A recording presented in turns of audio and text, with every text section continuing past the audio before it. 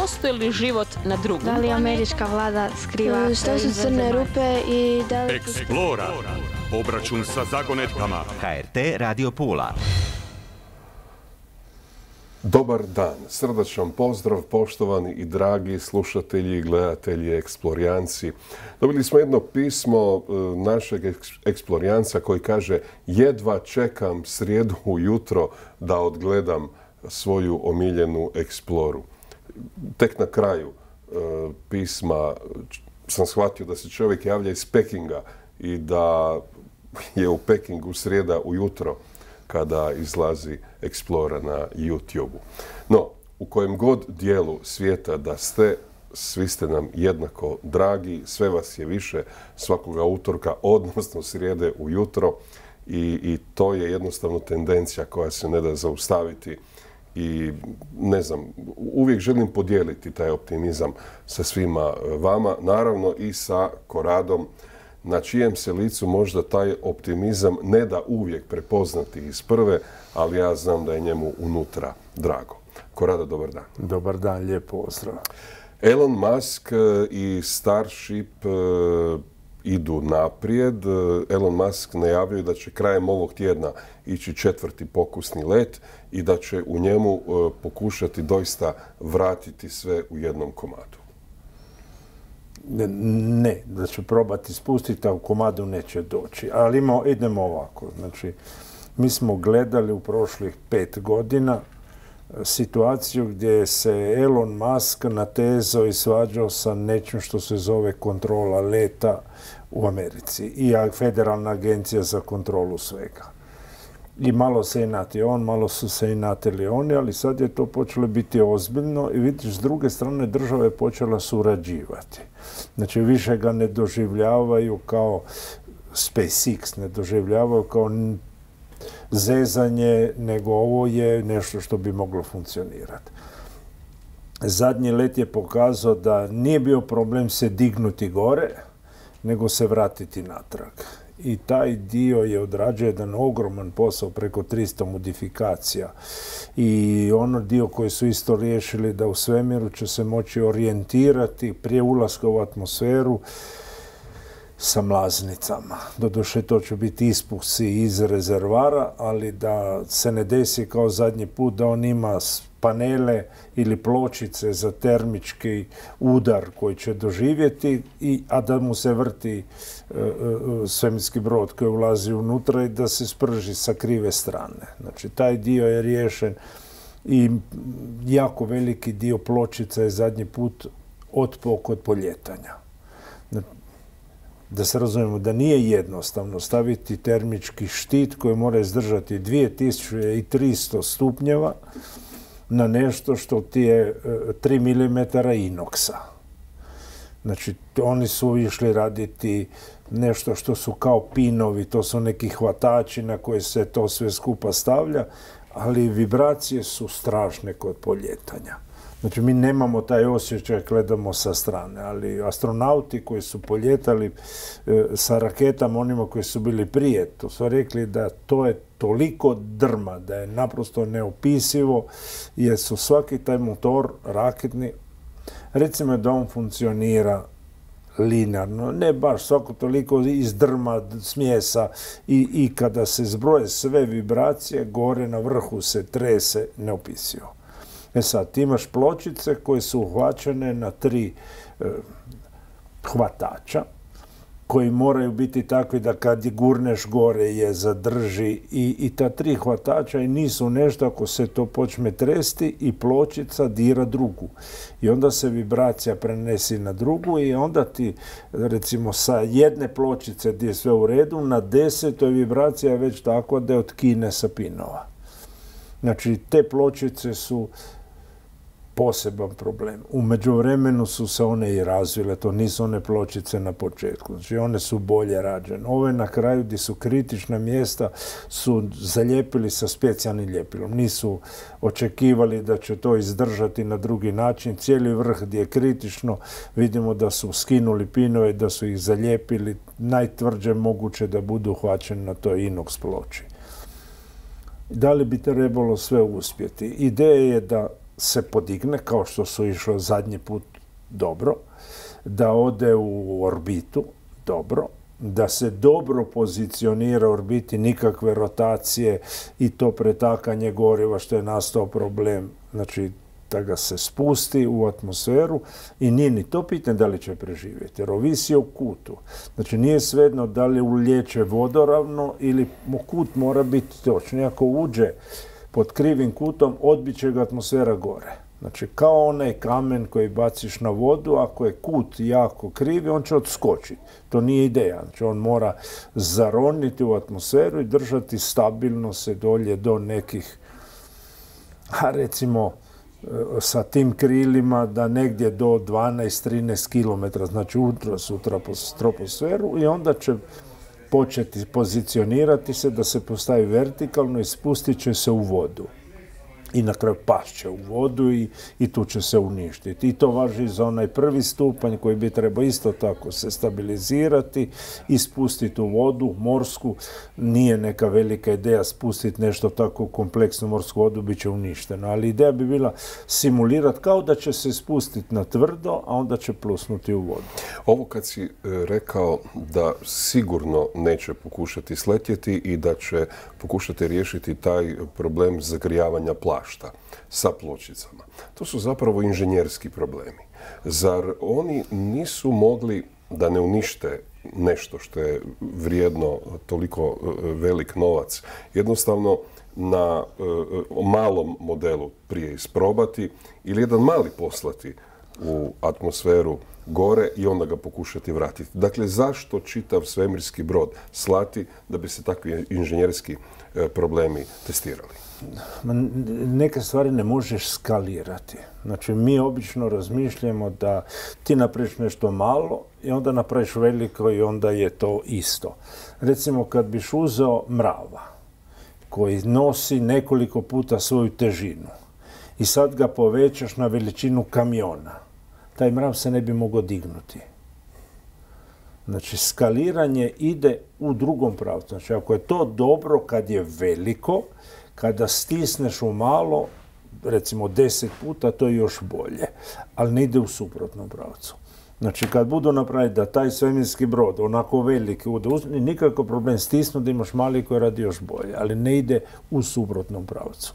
Ili ti imaš most koji je takav od čelika, ideš povećati, naprosto se sruši dolje, jer mi ne razmišljamo da materijali imaju svoje limite, kada pređemo neke dimenzije ne ide. Zašto se to desilo? Njima se aerodinamika poremetila. Znači, oni Falcone spuštaju bez problema rakete. Kad su napravili jednu veću, ona krila rešetkasta koja ima na vrhu nisu funkcionirala. Znači, desilo se da je neki udarni val nešto zbog dimenzija poremetio situaciju da to više ne funkcionira, je došlo veliko. I moraš probati. Gle, da se razumijemo da ekipa koja to radi je neopisivo dobra. Da oni u roku od nekoliko mjeseci naprave praktički novu raketu sa modifikacijama, to nije viđeno osim u ratovima. Znači, to se vidi u Drugom svjetskom ratu Njemci iz očaja, to se vidi Amerikanci kad su našli njemačke tenkove i trebalo hitno napraviti bazuku i u roku od mjesec dana su već imali isporučene. Znači, to se radi samo u ultrakriznim uvjetima. Ovo su za njih najkrizniji uvjeti mogući. Postoji još jedan projekt kojega gotovo da nismo ni spomenuli u emisiji. Firma se zove Sierra Space, a projekt se zove Dream Chaser. Ako ništa drugo, ima lijepo ime. I on bi trebao na kraju godine doista biti jedna najozbiljnija konkurencija ovom Muskovom Starshipu, jer otprilike će nositi 3,5 tone korisnog tereta. On je apsolutna konkurencija Boeingu. Znači, Boeing je taj koji je u krizi. Gledajte, taj Dream Chaser je aviončić, doslovce. Ima sve one pločice gore kao ovaj drugi, stavlja ga se na vrh rakete, ispališ ili poljeće avion na vrhu rakete, spoji se na svemirsku stanicu, iskrca, ukrca sve što treba i vrati se na pistu kao avion. Znači, ovo je daleko praktičnije nego plusnuti u more. Znači, vratiš na aerodrom, tamo je na kopnu puno jednostavnije i to je naravno projekt koji je od Space Shuttle išao nadalje. Space Shuttle nije bila dobra ideja, onda su modificirali, Europa je htjela napraviti Hermesa, taj dio nije uspio, odustali su, Amerikanci imaju jedan Boeing aviočić tog tipa vojni koji se naprosto ne zna ništa se s njim dešava jer je uvijek super tajno šta radi, ali radi dobro i robotiziran i bez ljudi. I ovo je sad ideja da za ljude napravimo nešto od tog tipa. Kako će ispasti? Da li je to uopće dobra ideja? Jer kad uzmemo SpaceX, originalna ideja nije bila da se oni spuštaju na more, nego da se spuste s padobrima otprilike i onda upale raketne motore i spuste se kao helikopter sa raketnim motorima. Jest da pista mora biti malo žešće, čvrsta, ali tih nekoliko raketnih motora je dovoljno da se spusti dolje. Recimo, Rusi se spuste na taj način. Znači, Rusi dolaze sa padobranima, ali zadnjih nekoliko sekundi prije udara pale se motori raketni koji uspore, oni praktički se spuste na tvrdo. Uvijek su se spustali u stepe Kazahstana. Znači, ta ideja je bilo iz SpaceX-a da riješi spuštanje, ali onda ti je uvijek problem. Šta ako zakaže jedan od tih 4 motora? Rusima se desilo. I onda ti se kapsula zavrti kao kliker i umjesto da se spusti dolje, 3 motora se upale i zavrte i ona ti juri po stepi i u najboljem slučaju se otkače komadne i jednom astronautu su razbili zube unutra, naprosto je pala mu cijela ona komandna ploča na lice jer je imao otvoreni vizir na kacige i polomilo zube. Znači, ne bi se smjelo desiti. Mi kad idemo na putovanje očekujemo da će to biti jedno ugodno iskustvo, više manje, ali ne da se zavrtiš po stepi i da ti pade u komadi po tebe. Da, ima dakle svega. Kakva je suradnja, dakle mi otprilike kažemo u emisiji jedno su Amerikanci, drugo je ESA, Europska svemirska agencija. Ima li zajedničkih projekata? Ima zajedničkih projekata čak i sa Rusima. Sad su naravno stavljeni na onaj dio gdje nije bilo zajedničkih projekata je bila kineska svemirska agencija. Znači, Kinezima, oni su se ponudili da i bi oni svemirska stanica nešto i Amerikanci stavili veto i otpilili su Kineze jer svemirska tehnologija je nešto, hajmo ovako objasniti, vratimo se srednji vijek. Da li je zanatlija htio da mu dođe kolega gledati kako on radi? Zatvarao bi prozore. Znači, naprosto ne. Čak i šegrt koji je došao kod tebe mora biti jako od povjerenja da vidiš kako se prenosi znanje. Znači, Europska svemirska agencija i NASA preko savezništva, preko svih drugih političkih imaju pristup, ali ne svemu. Znači, dijeli se znanja. Sa Rusima se dijelilo ono što su bile iskustva rovera, nekih instrumenata, imali su dobre raketne nosače pa su ispaljivali tuđe rakete, ali ti je i problem. Pošalješ satelit kod Rusa i on čeka tamo 6 mjeseci ispaljivanje. A u međuvremenu ide ispitivanje gdje ti ga Rusi pregledaju u potpunosti to što si im poslao. Znači, ideja je bila da se ne pokazuje ako se ne mora. I posebno ono što ima vojne moguću komponentu. Gle, danas je to počelo biti toliko opasno jer se zna da ako ti imaš neku dobru ideju, nećeš je pokazivati okolo. Da. Često u zadnje vrijeme intenziteta ovog proizvodnog procesa Elona Muska nailazimo na nekakve čudne vijesti o Tesli. Naravno, Tesla ima svoje sljedbenike, ima svoju religiju. Ljudi još uvijek, dakle ima jako puno ljudi koji misle da je on u svojim zapisima ostavio nešto što bi se moglo iskoristiti u budućnosti i nema smisla sad jednostavno reagirati na sve to i pokušavati ih razuvjeriti. Jedna od stvari na koje se vrlo često može naići na internetu su takozvani skalarni valovi, koje je on navodno otkrio, rekao da je riječ o tehnologiji koja će nam omogućiti putovanje brže od svjetlosti. Ma nije to sa Teslom. Odmah, putovanje brže od brzine svjetlosti je protiv postojanja svemira. Znači, postoji nešto gdje postoji limit. U slučaju da kreneš putovati brže od svjetlosti, svemir prestaje postojati. Dobro, što su to skalarni valovi? Nemam pojma na šta je on mislio na Tesla. Ono dio koji je jako važan ti je warp pogon koji ti je ovaj meksički fizičar postavio. Fizikalno funkcionira. Jedno od je problem, ne možeš imati nešto što je on stavio kao negativnu crnu rupu, nemam pojma šta bi to bilo, i crna rupa koju imaš koja bi bila. Znači, putovanje od brzine svjetlosti zaboravimo na taj način. Ovaj dio na koji mislim da ti misliš je, a to je da jašeš na valu i da možeš onda prenositi informaciju sa nečim što je interferencija na valu. Neće ići na taj način. Znači, mi ne možemo dozvoliti da šaljemo informaciju prije nego što se desio događaj. Znači, u suprotnosti je sa osnovama svemira. Sad, ovaj drugi dio, kad pričaš ono Tesla gdje je njegova genijalnost, nije bila napraviti auto samo. Auto električni su postali prije, nego cijeli ekosustav.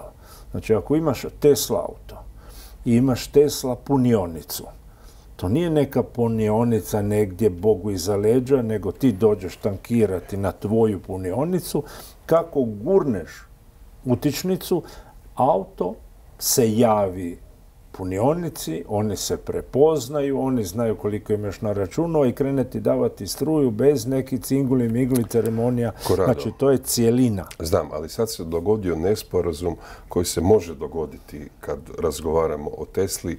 Riječ je o Nikoli Tesli. A ne, Nikola Tesla je zanemari taj dio. Znači, ako pričamo o Tesli, Elon Musku, onda... Ma ne, na Nikolu Teslu sam mislio. Ma ne, Tesla ima problem drugi. Tesla je bio fizičar, ili bolje nije bio inženjer, koji je školovao se, radio, krenuo raditi u svijetlu etera. I tada se nije znalo da se kroz prazan prostor mogu prenositi polja i sile. Znači, oni su vjerovali da mora postojati neki idealni medij unutra što se dešava. Tesla nije nikad izašao van toga. Tesla je cijelo vrijeme ostao u fizici etera. Ali to je slijepa ulica. Pa da, zato je izgubio Nobelovu nagradu. Da li je mogao dobiti Nobelovu nagradu za rentgenske zrake? Odgovor je da. Da je razumio što se dešava. On ih je zvao katodne zrake.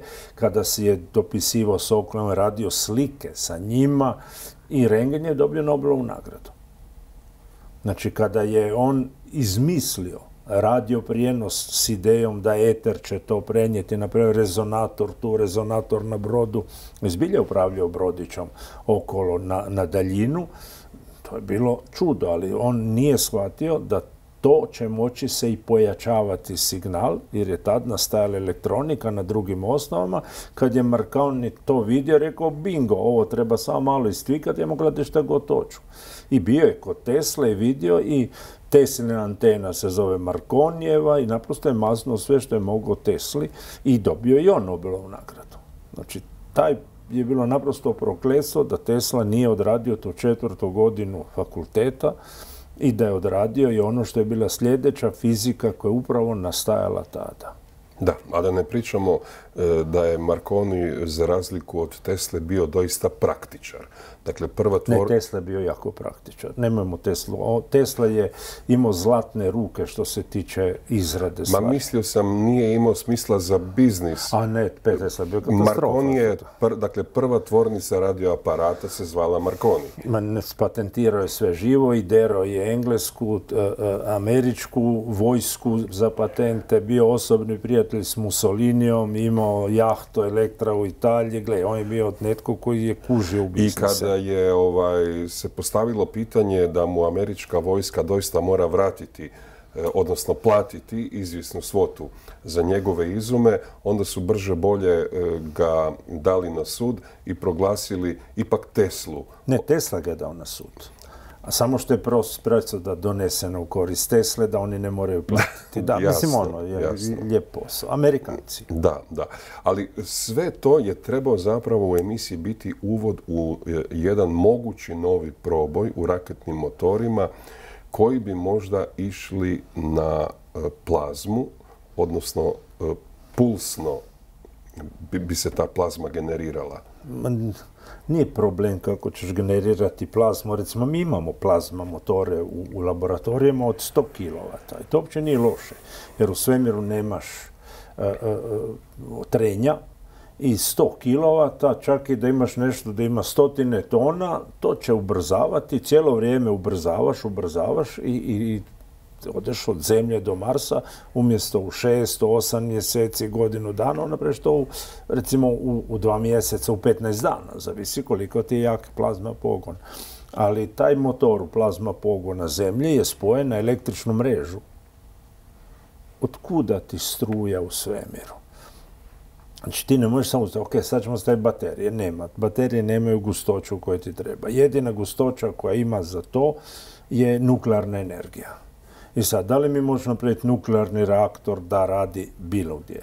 Odgovor je da, samo treba riješiti kako ćemo ga hladiti.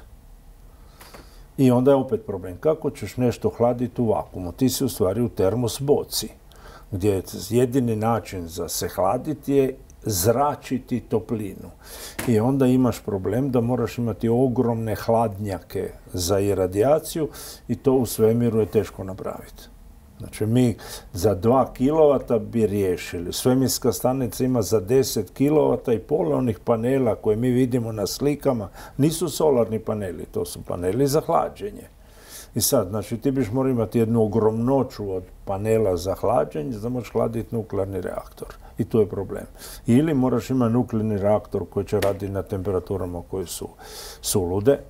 Recimo, nije da se ne radi, imamo recimo, Rusi su razvijali i uopće ideja, napraviš nuklearni reaktor tog tipa za avioni, nazoveš ga cirkon. Svi znaju da je cirkoni oksid unutra onda stavljen za pločice koje mogu izdržati 2500 stupnjeva. Znači da su ga nazvali Pinko Palino, ali ga nazoveš cirkon i svima sve jasno.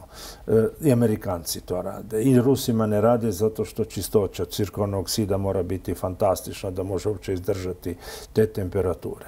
Ali ne želiš biti sad blizu tog reaktora. Ti sad uzmemo ljude, imamo 100 kW pogon stalni, imamo nuklearni reaktor. Ok, a šta imamo između ljudi nuklearnog reaktora?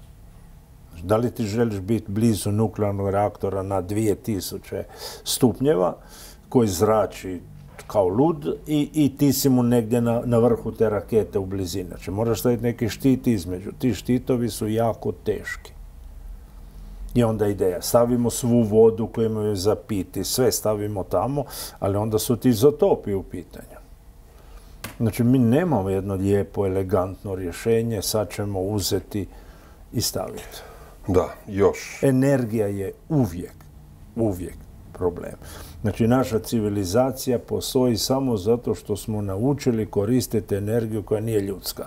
Da je to bila krava, da li je to bio konj, da li je to bio slon, ali neko drugi je morao odgurati. A onda revolucija je nastala kad smo otpilili životinje, počeli koristiti energiju ugljena, energiju nafte, drva, ali da ne zanemarimo vjetar, jer su brodovi i vjetrenjače radili na vjetar cijelo vrijeme i onda je bila vodenice, mlinovi, sve to. Znači, mi počinjemo funkcionirati, biti veliki kao civilizacija, nekad mi kopamo, nego neko drugi daje energiju, a mi upravljamo s tom energijom. Znači, kamo ćemo putovati po svemiru, ovisi o toj energiji koju ćemo uspjeti nekako smjestiti. I naravno da se onda spominju kako najviše stisnuti moguću energiju. Sad, ako idemo o tome pričati, došli smo na rub konspiracije.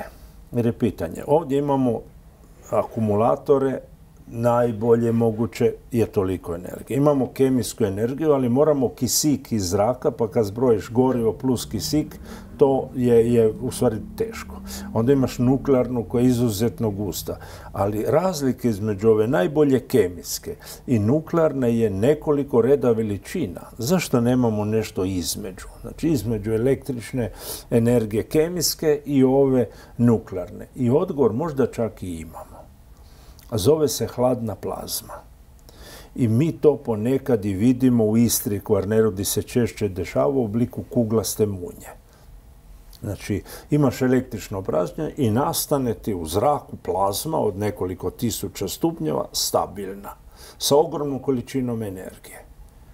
I sad pitam, da li mi možemo to zgrabiti i staviti u neku bačvu? I onda polako sisati energiju iz plazme. Jer to je između nuklearne i između električne. I odgovor je bio da prije 20 godina su svi članci tog tipa nestali s interneta. Pa da, zato što to je fenomen koji mi još uvijek ne znamo. Ne, nije da ne znamo. Znači, ne znamo ga proizvesti. Ne, kako ga znamo proizvesti. A ko ga je proizveo? Pa prije 20 godina. I onda su nestali članci s interneta. Znači, nemaš više članak o hladnoj plazmi kao izvoru energije. Znači, netko radi, razvija nešto i nema više članaka o tome. Sad, recimo, ti umjesto da napraviš atomsku bombu, napraviš bombu koja ti ima bačva hladne plazme, baciš negdje, imaš pola energije ili 1/10 energije nuklearne bojeve glavidne. Problem je što vjerojatno nestane elektronika nekoliko stotina kilometara u krug, jer elektromagnetsko pražnje bi moralo biti apsolutno ludo kada ti odeš u kratki spoj nešto tog tipa. Ali ideja je bila da ti praktički u nekoliko veličine bačava onih od 200 litara ti stane svo gorivo po energetski koje Elon Musk sada gura u raketu od 100 metara. Znači ta hladna plazma bi moglo biti jedno od rješenja gdje magnetska polja unutar same plazme nju održavaju izuzetno gusto. Vidjet ćemo šta se dešava. Ali mi imamo na svijetu fenomena koji još nisu objašnjeni. Ne mislim sad tu na krugove u žitu i na ostale... Zove se atmosferska fizika i mi nismo odradili uopće lomove i te događaje u fizici. Jedan od tih fenomena, imamo i pitanje eksplorijanca, jesu hezdalenska svjetla u Norveškoj. Dakle, riječ je o svjetlima koja su prvi put uočena 1930. Fenomen je takav da još uvijek ne znamo o čemu se radi, imamo nekoliko tumačenja. Htio sam samo reći da je riječ o gotovo danjem svjetlu po noći u sferama. Ova naša rasvjeta u ovom studiju je otprilike 6000 Kelvina. Danje svjetlo je 6000. Da, više manje. Više manje. O čemu se radi?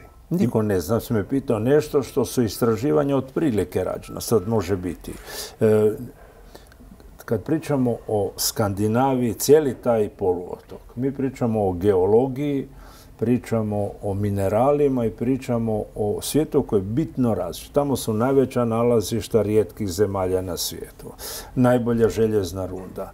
Vjerojatno izvori vodika prirodnoga. Električna polja koja nemaš pojma kakva. Da li se nešto od toga zapali? Vidiš. Dok ne naprave sami lokalci, Norvežani, istraživanje i daju nam odgovor, mi tu sa udaljenosti možemo samo pričati.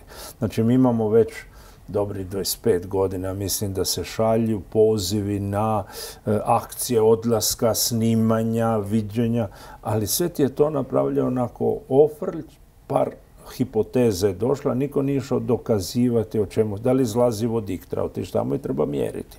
Da li su električna pražnja tako da ti nastaju kuglaste munje? Treba otići ispratiti. Gle, kada sam ja prvi put otišao u svijet jedan kongres tih atmosferskih zbivanja, onda ti je bila priča da kuglaste munje u stvari ne postoje, da se je neko to izmislio. Uzmeš Istra i Kvarner, nama se to dešava 10-20 puta godišnje i ako netko ide gledati vani pred temporal, vjerojatno će vidjeti neko od tih kuglastih munja. Znači, ovdje su česte. To je drugo što u Pagu prođe nekome i kroz kuću i spalimo svu električnu instalaciju u kući. Znači, to je nešto što se tu dešava. Imali smo jednu situaciju prije 20 godina. 2 policajca kraj rijeke u jednom dolcu 3 komada. Znači imali su 3 stacionarne kuglaste munje i oni su isto bili hrabri otići dolje i pokati jednu sa štapom, znači šta će se desiti. Tako da i poslije su bježali van kad se zapalio štap. Znači to su nešto što se dešava, ne znamo zašto. Proizvedene su prve u Rusiji i u onoj bivšoj Sovjetskom savezu, u Americi. Znalo se da moraju posebni uvjeti vlage i plazme i da ta plazma ima vrtložne struje da ne dozvoli da se to raspadne, nego struja koja se kruži unutra, u stvari stišće tu plazmu. Ovo u Hessdalenu jedno od tumačenja jest, s obzirom na to da tamo postoje jako bogata, odnosno značajna nalazišta kvarca, da je riječ o pjeco efektu koji na neki način koincidira s tim kvarcom. Ako ti ideš stiskati kvarc, onda možeš očekivati da ćeš imati električna pražnjenja, ali to moraš imati umjesto da imaš potres, znači da se imaš rasjed i da se jako stišće trlja na tom mjestu, onda i možeš imati nešto od tog tipa. Recimo, mi znamo kad idemo nakon potresa, ili ne nakon potresa, ali ne stignemo otići dolje vidjeti, ali kad te stijene izađu van, onda nađeš da imaš stijenu i između imaš jedan tanak sloj crnog stakla. Zato što ti se desi da se te 2 stijene kod potresa ili nečega su stisnute i onda na silu su maknute tolikom silom da se one pretvore u stvari u tekuće staklo na tom mjestu gdje se dešava. Recimo dolje kad bi mogli otići na rasjede gdje su potresi, bi da su svi ti duboki rasjeti u stvari mjesta gdje ti je u tom trenutku kad je to klizilo, moglo kliziti jedino tako da postane tekuće. Da, ova 24. je za vas astronome zapravo vrlo izazovna i zanimljiva. Imali smo najprije pomračinu sunca doduše u Sjevernoj Americi, ali svejedno. Nakon toga smo imali auroru borealis, odnosno australis, koja nije viđena zadnjih 30 godina takva. I osim toga imamo jednu kometu, dakle najavu moguće komete Atlas na jesenu, rujnu ili listopadu, koja će isto tako biti vidljiva golim okom kao najsjajniji objekt na nebu. Možda. Komete su jako, jako nepredvidljive. Znači, slušatelji se jedno sjećaju ovi stari da su gledali neki komet Hale-Bopp i da se vidjela skoro mjesec dana na sjeverozapadnom obzoru i da je to bilo onako što si spuki kako uzmeš. Ako si gledao iz mračnog područja da nema svjetlo onečišćenja, on to bilo spektakularno i rep i sve ostalo, ne samo glava. Kad pričamo o zvijezdama repaticama, postoji nekoliko tipova. Znači, one koje su te koje imamo pod nosom, to su tipa Halley komet koji svaki 76 godina dolazi ili više manje, ili imamo komete koje dolaze svakih 9 godina i za njih znaš koliko će svjetliti, kako će svjetliti, jer to je već toliko puta sve prošlo da znaš. I još nešto, one su blizu sunca i svaki put kad dođu do sunca isparava više ne onaj materijal na površini, nego ono što je unutra. Jer taj materijal na površini je postao crn. Znači, zbog blizine sunca ona je već spržena. E sad nam dolazi komet koji nije nikad bio blizu sunca ili koji je bio jako rijetki. Znači, on nema sprženi dio, nego je friški. On ima na sebi ugljičnog monoksida, ima plinove od kojih drugi imaju dioksid, vodu, nešto što je već. Ovo su temperature od minus 180 kad kreću isparavanja. I sad kako se on približava, najprije ti ga u ovom slučaju otkrije teleskop Atlas, koji ima zadatak tražiti objekte koji su jako, jako opasni. To je Atlas dolazi od asteroid, ali Terrestrial Last Impact System. Znači, Atlas je, zadatak mu je naći objekat koji će nas udariti, ali barem 3 dana prije da stignemo nešto poduzeti. Znači, to su 4 teleskopa na svijetu koji imaju zadatak snimaj cijelu noć sve što dolazi.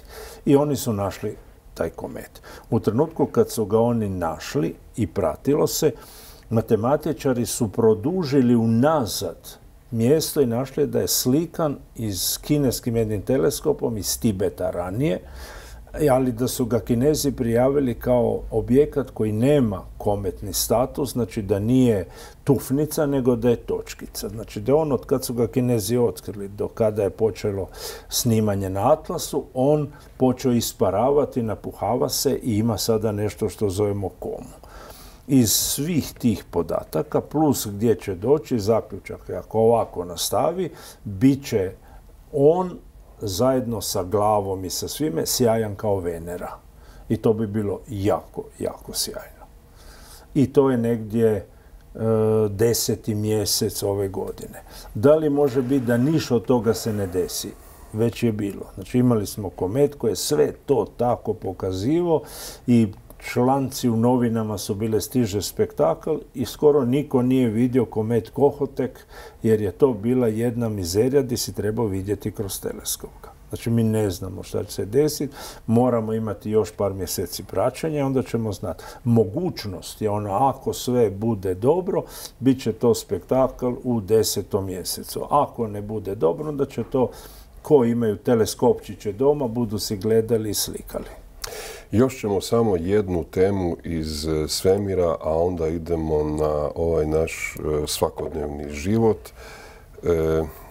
Malo smo oduljili o ovim temama zato što imamo slušatelje koji se žale da prerijetko govorimo da budemo, uvijek imamo neke slušatelji koji se na nešto žale. A dobro, nitko se još nije rodio da je svima udovoljio i što sad?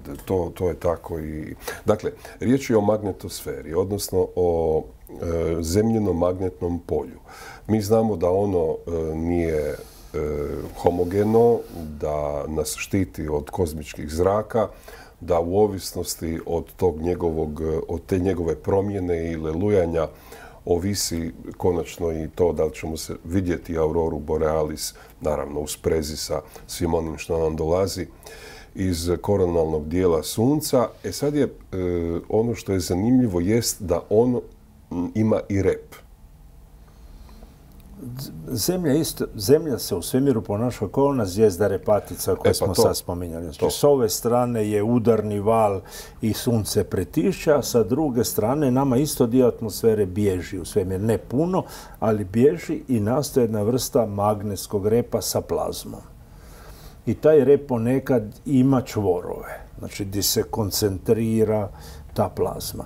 I sad spominjati natrag Teslu se može jer je on našao da kad je poslao te njegove radio valove, nakon nekoliko sekundi su mu se vratili natrag.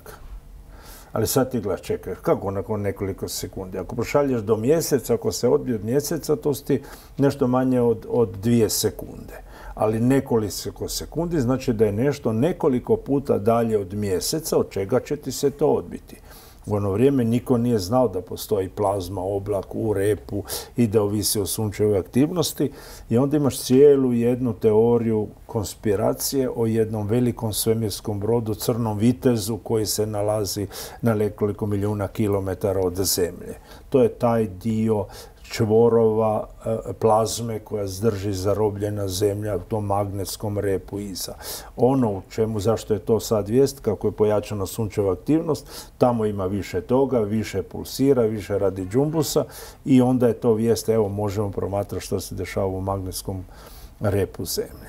Što je sa svjetlosnom terapijom, crvenim svjetlom i je li točno da se njoj podvrgavaju astronauti kad se vrate sa svojih putovanja? Dakle, to nemaš pojma šta rade. S astronautima rade sve kad su to bijeli miševi koji ti se vrate natrag u tvoj laboratorij.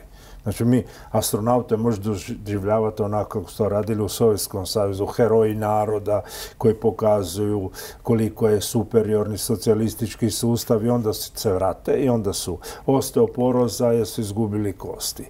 Slikaju ih tamo u ležaljkama jer ne mogu stajati na nogama kada se spuste na postavci najboljeg pilota i vratiti se da ne može stajati na nogama. I onda ti sa njima rade sve živo za vidjeti. A i prije nego su išli gore su probali sa testovima. Sad, da li svjetlo i boja ima utjecaj na psihu? Odgovor je apsolutno da. Koliko kod koga? Kod bolesnih ljudi više, kod zdravih ne bi trebalo biti problema. Znači, mi imamo onu situaciju, ako ti je organizam u dobrom stanju, on može podnijeti velika, glupa, opasna opterećenja sa strane i da to dolazi unutar njegovih mogućnosti da se suprotstavi tome. Ako si na limitu, onda te i buka smeta, onda te i svjetlo smeta, onda te smeta u hrani, Bog te pita, onda te sve smeta. I sad, količina svjetla. Znači, imamo prve stvari kod svjetla koje je za nas važno, je intenzitet. I posebno kod djece. Znači, djeca moraju biti svaki dan barem 3 sata na svjetlu jačem od 10.000 luksa. Kad bi sad otišli van, ovo svjetlo kad je sunčani dan, to je 100.000 luksa. Znači, 10.000 luksa je ono kasnije popodne ili u hladu. Ali 3 sata na tom svjetlu, ako se to ne desi, bit će kratkovidna. Znači, naše oko se razvija prema količini svjetla u djetinjstvu koje nađe okolo. Znači, ovo je jedan važan dio za razvoj oka kod djece. Sljedeće, oko očekuje u toku dana da se mijenjaju boje svjetla. Ujutro da bude najprije crveno, pa da bude žuto, pa bude, nazovimo ga, bijelo, i na večer ide naranđasto, crveno i onda je počeno. Znači, promjena boja u našem organizmu daje gas. Raditi ili spavati. Znači, ako hoćeš nekoga uspavati, to nećeš raditi apsolutno uz plavo svjetlo, to ćeš raditi uz crveno svjetlo. I onda, recimo, nešto od toga se itekako može zlorabiti. Recimo, ti trebaš prodavati. I ne možeš staviti sad u trgovački centar svjetlo koje je naranđasto crveno, jer će ti se uspavati potrošači, njih moraš dignuti gore i onda dodaš jednu jaku plavu komponentu. Imaš farmu s kokošama koje isto se prilagođavaju bojama svjetla. Onda ćeš paziti da ti ne dođe neko naranđasto svjetlo, nego da bude plavo svjetlo, da cijelo vrijeme jedu i da uopće ne idu spavati. Da, jadne kokoši 3 mjeseca ne spavaju. Ali to radimo i sa ljudima. Znači, ti dođeš u naš neki grad koji živi od turizma. I sad, ako je gradonačelnik električar po struci, on te će staviti najefikasniju rasvjetu, to je nekad bila natrijeva, onda ti zaspu turisti u gradu. Ali ti zato slastiće restorani nabiju halogenu koja ti je najsličnija sunčevoj, da im se ne spava tim gostima koji dođu kod njih u restoran. Ali naša turistički gradovi su doslovce ona farma s kokošama. Dođu na parkiralište, idu unutra, onda ih se guli, skube cijelo vrijeme, onda ih se vrati na kraju natrag na parkiralište. Gle, sva industrija radi na isti način. Tip svjetla funkcionira. A onda ima nešto drugo gdje ti naši ugostitelji ne kuže. Ako staviš previše plavo svjetlo, onda neko pogleda u taj restoran i izgleda kao da si u mrtvačnici. Jer plavo i ljubičasto svjetlo ubija mikrobe i stavljaju se tamo.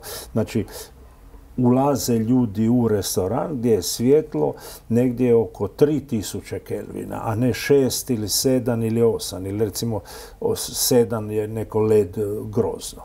Ili neonke neke. Znači, imaš 2 restorana. Jedan je krcat, drugi je niko unutra, razlika je u svjetlu. I niko ne razmišlja da je psihologija svjetlo poseban studij, posebno istraživanje. Znači, svako svjetlo ide za određeni posao.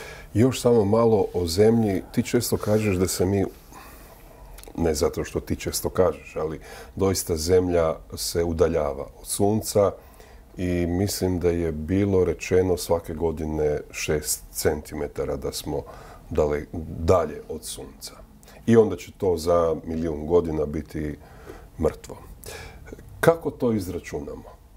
Kako mi znamo tih 6 cm odrediti? Je li to 6 cm uzimamo središte zemlje ili srednju vrijednost površine? Uzmeš fiziku i matematiku, ne trebaš ništa od toga. Znači, naše sunce proizvodi energiju tako da radi transmutaciju elemenata. Znači, vodik se pretvara u helij, u tom postupno nastaje ogromna količina energije koja se pretvara, u stvari, ali helij, kad uzmemo 2 neutrona i 2 pozitrona. I kad idemo staviti na vagu 4 atoma vodika i stavimo helij, fali mase.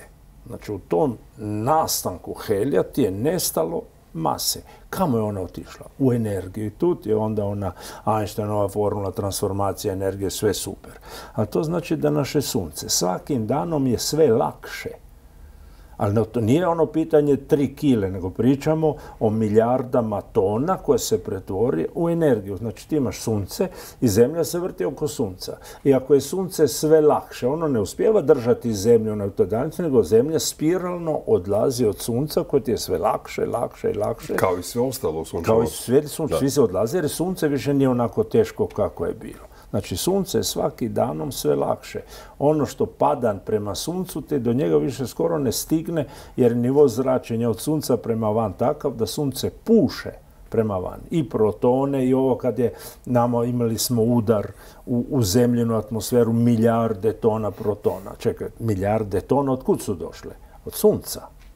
Znači, sunce je svakim danom sve lakše i onda ide sve od njega. Dobro, ali mi imamo i projekte koji planiraju kretanje na temelju tog sunčevog vjetra.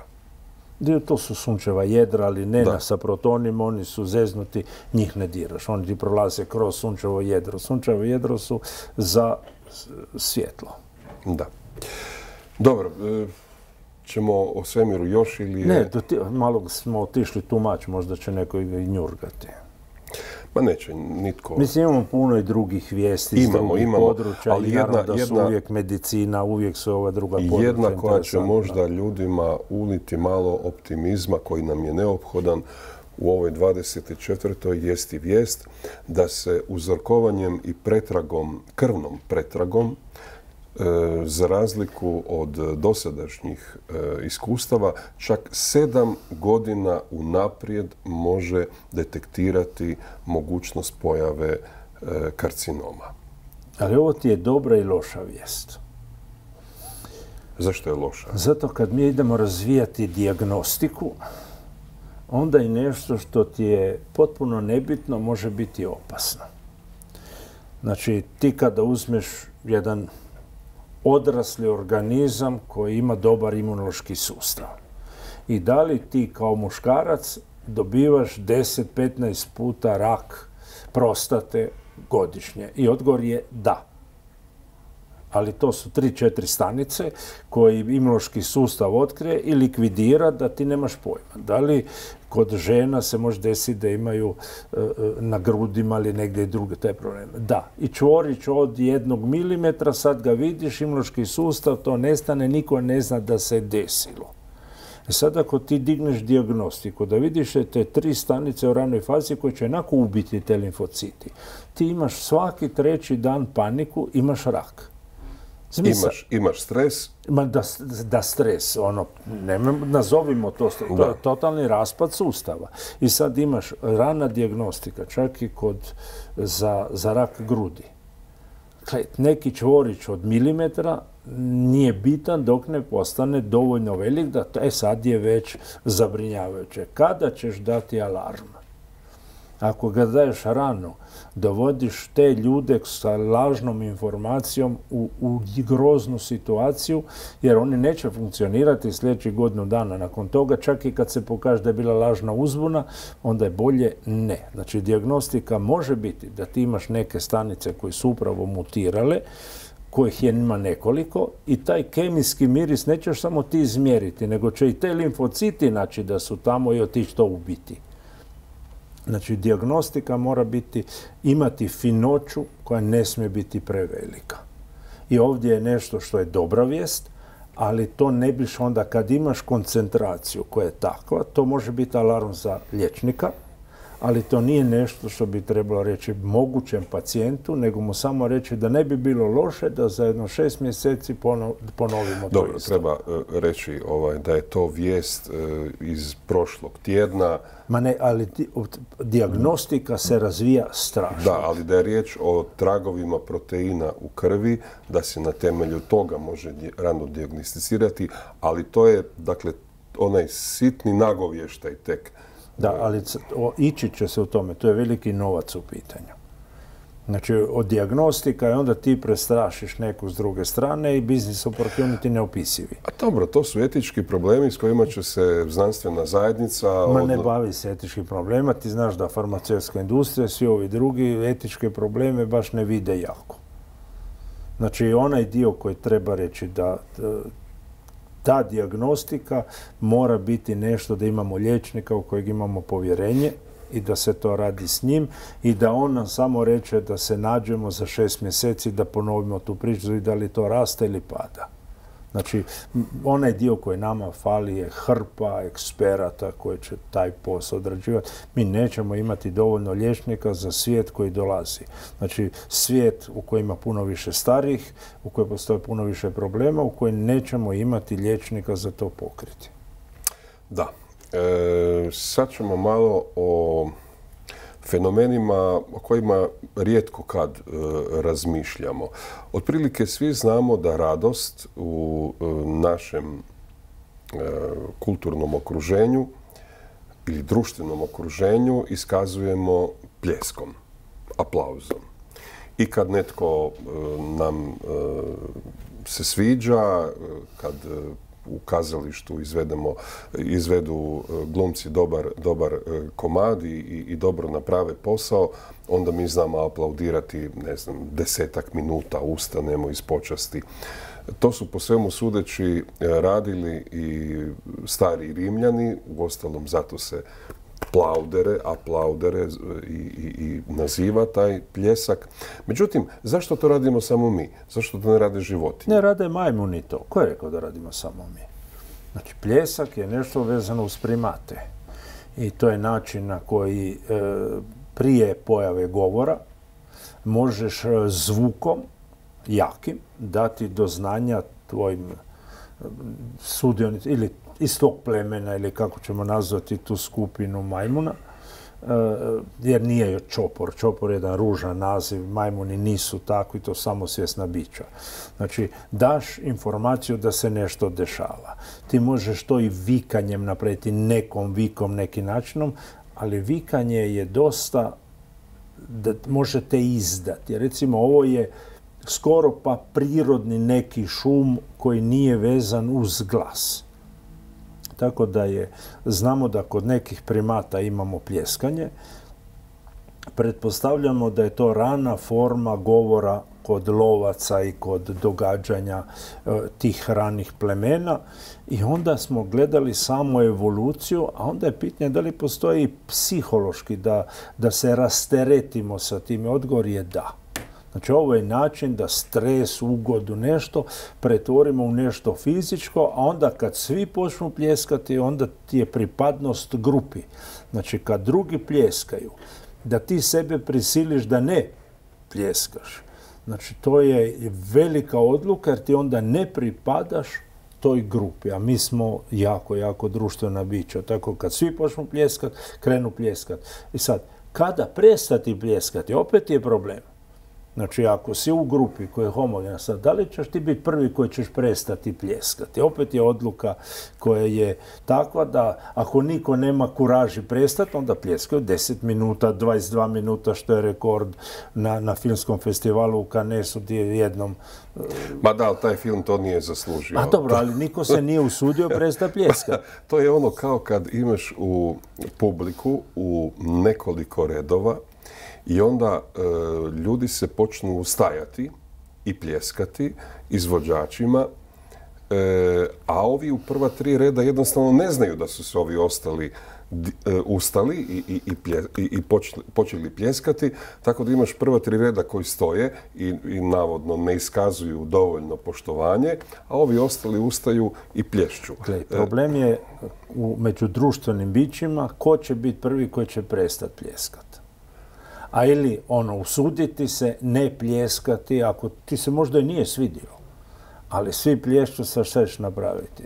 Ti si dio te zajednice i onda ne želiš ispasti van.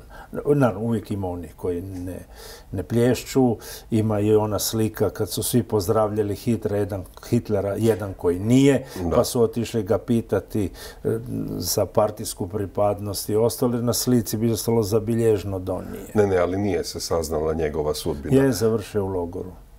Si siguran? Da, piše, išao sam čitati. Ja nisam naišao na podatak kako je završio i ne znam uopće da li su ga identificirali. Ali ako ti jesi, u redu. Imamo jednu vijest o pronalasku ranog uzgajališta kamenica, oštriga. Rimljani su čudo bili. U Velikoj Britaniji, odnosno u Britaniji, i to neposredno prije nego što je Cezar osvojio Britaniju. Ne, to on je bilo i prije i poslije. Znači, Rimljani su imali uzgoj i oni su radili konzerviranje. Znači, problem je naravno bilo u rimsko doba kako ćeš kamenicu iz Velike Britanije donijeti u Rim. Znači, nema šanse da je prebaciš fizički. Ona priča da su gljive iz Istre vozili za Rim, to je morala biti dvokolica i neko je morao sa blagvama dobro napaliti da bi iz Istre došle do Rima. Znači, i to vjerojatno je moralo biti presjedanje, druge osobe, kuriri, da bi nešto to... Iz kamenica iz Engleske nema šanse da dođe. Onda vijest je takva da količine ljuštura koje su našli su apsolutno čudo. To znači da su nego da Rimljani kad su došli tamo, kad su skužili koliko toga ima, a Rimljani su bili, ako niš drugo postoje, po tome da su apsolutno svojeli, sve u velikim količinama i da njima se taj dio svidilo. Toliko da jedna od hipoteza da kad je trebao Cezar odlučiti da li ići prema Velikoj Britaniji ili ne, kad se pročulo da imaju dobre oštrige, naprosto onda je bilo neizbježno se mora otići jer su dobre, ne bi mi, ali ima dobra klopa tamo. Ali postoji i druga hipoteza, da su oni konzumirali te oštrige neposredno prije bitke. Oštrige su afrodizijak. Ma ne uspije svima. Onda umjesto u bitci si u nekom grmu sa strane. Ne ide tako. Rimljani su sve to konzervirali na način da ti to možeš koristiti uvijek. Znači, kad pričamo konzerviranje u octu, konzerviranje u ulju, sve Rimljani.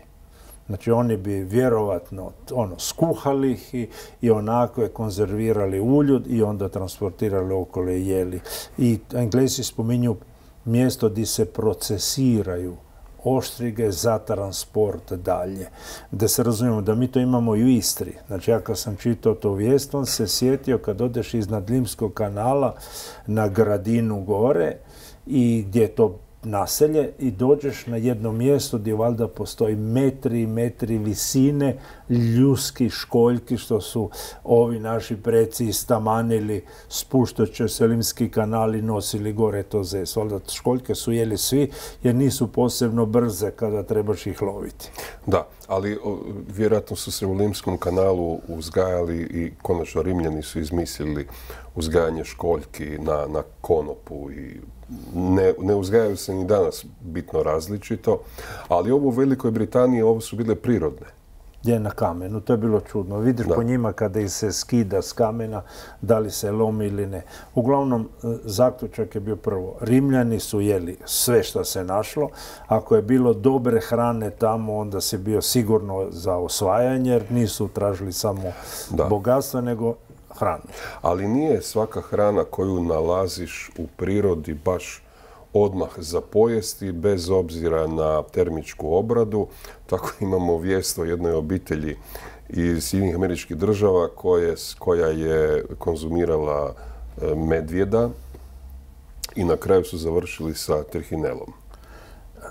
da se razumemo da to ti se desi ako imaš i svinje u slobodnom uzgoju i ne pojede nešto od... Svinje su mesojede i one, ako se ukaže prilika. One su sve jedi, da. Ona će pojesti sve i pokupit će i ona trihinelozu. Znači, kad idemo gledati, ovo je priča ne samo da je cijela obitelj koji su poslije otišli na sve strane u Američke države imali silnih problema sa tim parazitom u mišićima i svugdje se radi jednom vrstom nematoda. Je mali crvić koji ode svugdje po organizmu i onda za ga potamaniti je problem. I naravno da je opasan. Jesti sirovo meso, ovdje pitanje. Ili oni nisu jeli siro, ali su jeli slabo obrađeno meso. Znači, meso mora biti u svim dijelovima barem doći do 80 stupnjeva da se ubije nešto tog tipa unutra. Naši preci nisu išli peći, kuhati meso iz gastronomskih razloga samo. To je bilo pitanje preživljavanja. Ti ne znaš šta si našao u prirodi, način sterilizacije je, idemo mi to lijepo dignuti na 90-100 stupnjeva, pa smo sigurni da unutra nema svinjarija, nego su samo proteini, ono što nama treba. Znači, pečenje, kuhanje, soljenje, ona ulju priča, to je sve način kako ćemo pobiti sve beštije koje su unutra da mi to možemo sigurnosti jesti. I sad je moda jesti sirovo meso došla, ponovno. Gle, da li u ribama postoji paraziti koji mogu biti opasni? Da, i onda ti se nadaš da ribarnica, restoran, svi brinu o tome da ti se ne desi da ti pokupiš neki parazit. Ili netko vole onako da još malo krvo meso. Da se nadaš da i taj proizvođač i restorani svi ti garantiraju da će to biti. Da. A to važi na žalost i za kobasice. Da. Dragi i poštovani, došli smo do kraja ovo kad Corrado kaže i malo posoliti, odnosno zasoliti. Sve ovo što ste čuli danas u ovoj emisiji, probajte i vi malo uzeti sa zrnom soli, kako su govorili stari Latini, cum grano salis. Ne uzima puno soli, raste tlak. Mi smo ovisni o soli, nažalost. U prenesenom značenju. Samo da ne bi neko dodao soli unutra. U emisiju. Neće dodati soli u emisiju, nego, treba malo zasoliti, provjeriti sve ovo o čemu je Corrado danas pričao, jer je to zapravo cilj. Biti skeptik, razvijati kritičku misao, sve ovo isprovjeriti i onda donijeti nekakav zaključak. Dakle, zato je cum grano salis. Inače, postoji problem od naših predaka. Kronično je uvijek falilo soli, kronično je falilo šećera, i mi kada naiđemo na jedno i drugo ne znamo se kontrolirati. Znači, trebalo bi nažalost jesti bez soli, jer soli ima jako puno oko nas sada, nekad nije bilo. I trebalo bi jesti s manje šećera, jer mi naprosto nismo bića koje smo prilagođeni na količine šećera. Dakle, ja prvi od toga ako moram reći da šećer stvara ovisnost. Hvala vam lijepa, svako dobro. Ako je neka ovisnost poželjna ovdje, onda je to ovisnost o Explori. Hvala lijepa i svako dobro. Do slušanja. Postoji li život na drugom? Da li američka vlada skriva što su crne rupe i da li... Explora. Obračun sa zagonetkama. HRT Radio Pula.